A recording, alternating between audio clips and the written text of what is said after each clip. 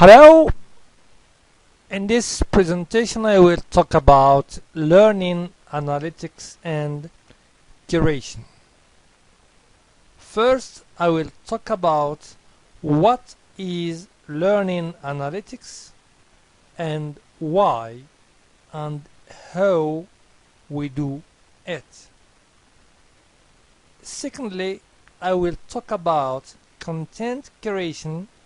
What is this content curation? Why and how we do content curation? We start by a simple definition by George Siemens, who, in answering a question of what is learning analytics in his blog in 2010, he says, learning analytics is the use of intelligent data, learner-produced data, and analysis models to discover information and social connections and to predict and advise on learning. So the purpose of this learning analytics through the use and the study of data is to predict and advise on learning. In 2011, George Siemens develops his definition by saying, learning analytics is the measurement, collection, analysis, and reporting of data about learners and the context. So we have learners and context. Why? For the purpose of understanding and optimizing learning and the environment in which it occurs.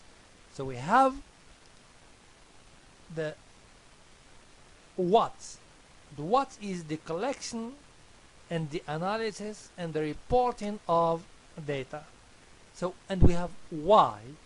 Why is to understand, to optimize learning and to optimize the environment in which it occurs, in which learners or which learning occurs. In the French world, later in 2016, learning analytics was defined like that. C'est la discipline dédiée à la collecte, l'analyse et la présentation de rapports basés sur les données des apprenants en contexte d'apprentissage dans le but de comprendre et d'optimiser l'apprentissage et le contexte. So, the French definitions in ISO 2016 does not go so far from the definition of George Siemens. We have also here the analysis and the presentation of the data and the understanding of the context so as to understand and optimize learning and the context of learning. Learning analytics uses some tools to know the performance of learning and learning. The tools used are data capturing, measurement, analysis, and feedback. These systems or these tools are used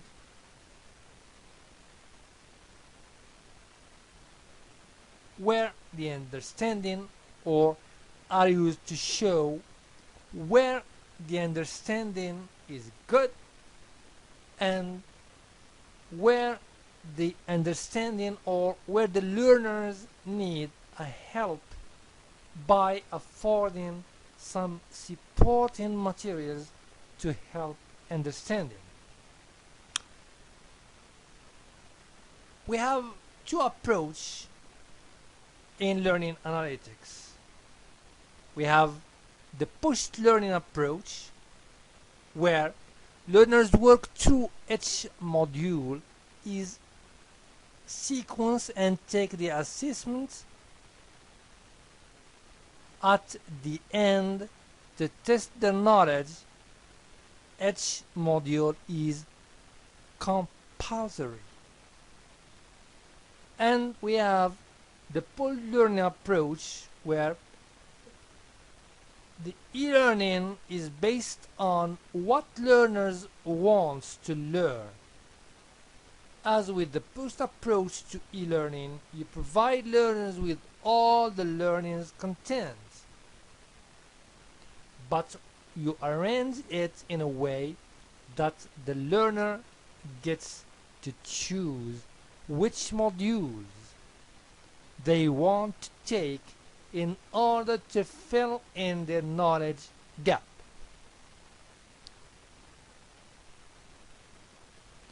So this is the process of learning analytics. In learning analytics, we start by data collection and pre-processing. Then we go to the next step of analytics and action, where you understand the situation and the context of learning and take action to find curation of or find the remediation of the understanding. And we have post-processing to take actions and measures so as not to repeat the mistakes again. This is the big model of learning analytics. So we have here what? So we have data and big data. And we get the data from an environment. Second, why? We have indicators and we have metric indicators, so as to monitor, to analyze, to predict, to have intervention, to have tutoring, to monitor, to assess, to give feedback, to adapt, to personalize, and to recommend, and to have reflections also. Who do that? All stakeholders can do this learning analytics, or can be subject of this learning analytics. Learners, teachers, tutors, mentors, and institutions, and researchers, system designers, all of them can be subject of learning analytics and can be intervening in this learning analytics. How? So the tools used is the statistics, data mining, and visualization. Then we go to content curation. As a definition to content curation, we have content curation is the process of sorting through a vast amount of web and enterprise-based content and presenting it in an organized and meaningful format. An individual who performs this activity is known as content curator. How we do this? When training organizations are responsible for providing intellectual or knowledge-based content through an online means of delivery, such as learning portal, the information that is published must be aggregated, sorted, and displayed in a relevant and usable way. This activity is the responsibility of one or more content curator. A content curator is the person accountable for gathering, organizing, and updating relevant information included in the portal. Content includes but is not limited to courses, articles, video, photographs, drawings, blogs, research reports, cases, and other types of digital learning objects.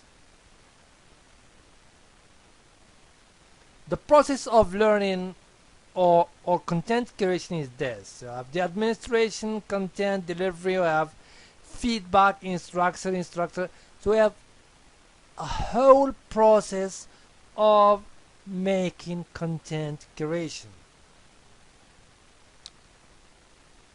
The process is based on 5 steps. First, we have aggregation, the act of curating data that is relevant for a specific topic within a single occasion.